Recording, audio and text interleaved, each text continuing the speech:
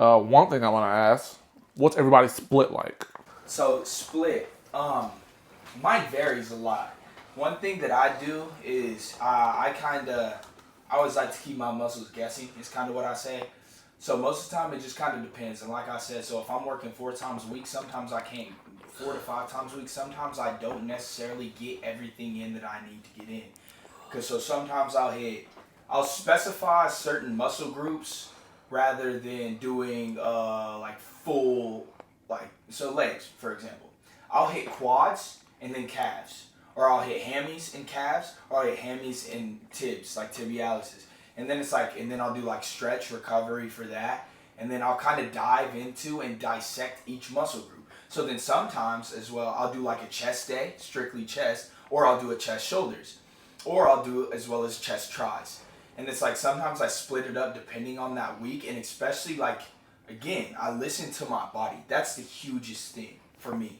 It's like, and I never necessarily write down exactly on a piece of paper exactly what I'm gonna do, exactly what amount of reps I'm gonna do, because I feel like if I give myself these guidelines, I cannot succeed them. Like sometimes we'll get in our own way, man. Like Right. it's like sometimes I catch Trying not to myself cheat doing that yourself. too. And this man may be like even getting to that more because it's like he's like I always ask him I'm like, well, what's the rep range? As many as you can do, bro. Like I'm like okay. I'm like all right then. And he's like feel it out, man. He's like let your body speak to you and let your body guide you. And it's like that's the biggest thing I've learned too. It's like look at John Platts. Look at his leg day. You think that man had a rep range? Yeah. Like it's like look. I mean, look at Ronnie Coleman. You think he had a rep range? It's like no. They repped. They pushed themselves as hard as they could. Obviously, we talking about some of the greats, but if you look at it in any like circumstance, like you think Kyrie Irving said, "Oh, I'm only gonna do this many." Yeah. Oh, he probably just did it until he couldn't do it no more, right? It's like Stephen Curry. You think he said, "Well, I'm only gonna do this amount of shots"? Nah, man. If he ended on a miss, you know what he did? Shot again. Like, and it's the same thing with that. It's like I got to listen to my body, understand where I'm at, but my split kind of just depends on what I'm doing. But most of the time, it's like I'll hit chest and tries. That's the main thing. Then I'll either do a shoulder day, or then I'll also do like a back and bi, so like push pull kind of, and then I'll do legs, and then I'll do like either isolate my hammies or isolate my quads. Sometimes I do a full leg day as well. So it's like it just really like again I kind of listen to my body. But that's my split. I just kind of isolate it based on what I know I need to do that week. But I know every week I'm gonna do back, every week I'm gonna do chest, every week I'm gonna do legs, and every week I'm gonna do shoulders. But whatever variation I use just kind of depends. Good. Yeah. There is a such thing as too much, and there is a such thing as too little. Right. Very few people do too much, just to let you know. Overtraining is a lot harder than a lot a lot harder than What people try to make it. people try to make it for real. No, man, ultimately there's no built set in number in your body. Like it's not like a computer system where it's like if you do 15 here, that's going to be the one that, you know, starts making your tricep look like a horseshoe, right? So a big part of what you do is like it says, man, this is trial and error, man. You got to learn, right? So you got to feel it. One thing I like to say, man, if I'm not feeling it, then I ain't feeling it, you know. And you want to make sure, like I said, man, that you actually are feeling it, you know. So what's your split like? Man, so right now, like I said, I'm getting a lot more rest in, but my days that, like I said, that I am going, they're I'm active in the gym, right? So right now my split is pretty much, man, I got my arms together, right, which include both tries and bis, and then I do have my leg day. Then I have my chest day, and then I have my back day, and that's full range as far as on all of those. Okay. And aside from that, man, that's I'm resting in between. So usually what I do, uh, it's like, and it just changed for me again. Like you said, like I throw, I'm a little more strict when it comes to things, and like I said, each one of us we have our different goals and sets and what we're doing. So for me, Monday is chest and tries now, right? Monday's chest and tries. Tuesday is back and buys. I rest on Wednesday. Thursday I'm hitting legs, and I do a full leg day, uh, including calf. I don't mess with the tip. I don't do all that. But maybe I need to start. That knee strength, man. Oh Yeah. yeah, Cavs is in there. And Hey, then if Dan, if you watching, you already know Cavs is in there. yeah, I hit calves. I hit calves. I just don't show them in the gym. And then Friday I'm hitting a shoulder day, and usually sometimes it just depends on where I'm lacking, and I might throw in something else. Like I actually throw in forearms just because I need to get them up, or I might throw some more bicep stuff in there because I did so many years of not training biceps. So uh, it's different. Like I said, I'm right now. I'm actually kind of in a different phase where now I'm not doing so much powerlifting as I'm trying to gear towards more bodybuilding approach of workouts. So it's kind of mine. And honestly, mine is pretty strict. Not necessarily on rep range anymore right now. I'm trying to get out of that mode. But it's strict for what I do for a period of weeks. So I'll probably be on this split maybe 6 or 7 weeks, and then I'll change up the routine. But I don't even have a set goal line. Like I'm gonna go in and do bench press, and I'm gonna do this or this. I just go in and say, all right, what am I gonna do to effectively hit my chest? And it just kind of goes in from there.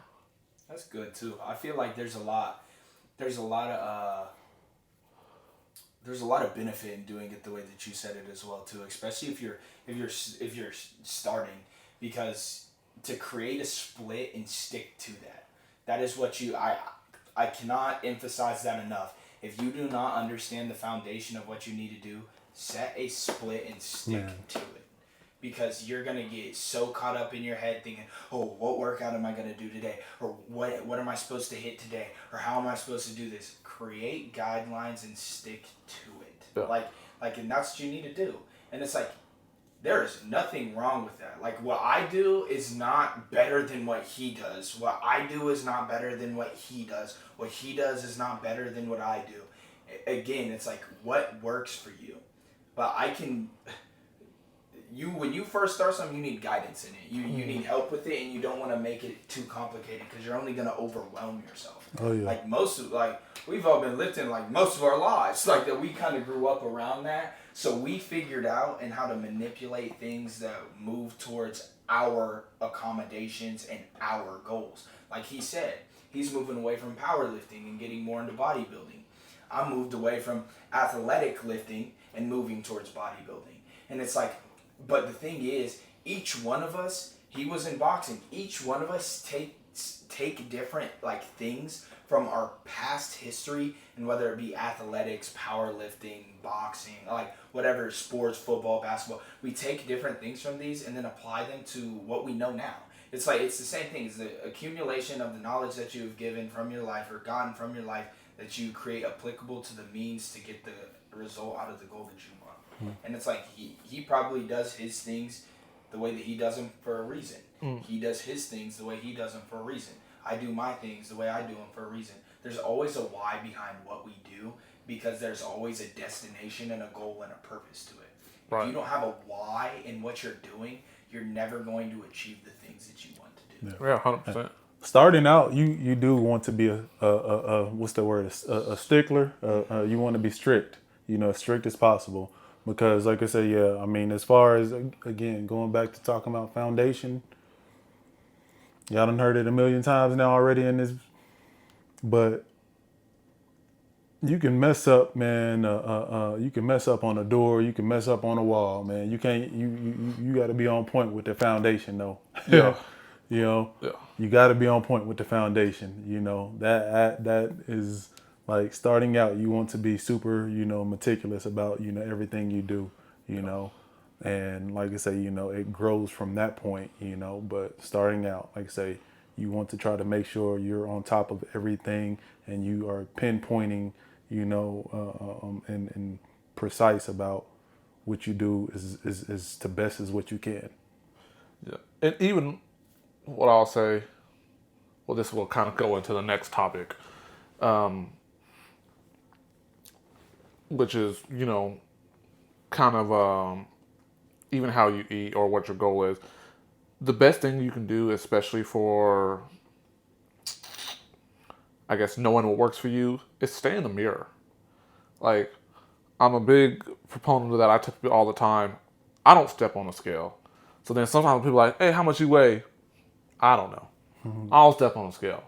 Especially depending on what goals you're going after. Now, if you have to be at a certain weight, like even in powerlifting, you had to know what kind of weight you were, because especially when weigh-ins come, uh, boxing and stuff like that, that matters a little. But when you're going for like a fitness goal and what you're looking for, and this is the thing that should make sense to people. Hopefully, if I make this make sense, if you say I want to look better, you don't look better on a scale. You look better in the mirror. That's a bar. So, I never even thought about it. so people always go, well, I think if I get, and I'll just go from guys I work with who maybe are out of shape. They'll go, man, if I get to 175 pounds, I should look cut up. Well, you might be a fat 175 pounds. You might be a flabby 175 pounds. You don't know. So the best thing you can do is get in the gym, work out, keep looking in the mirror, and see how your workout routine and how your eating habits are affecting your look. All right. You ask me how much I weigh, I might tell you, I might 210.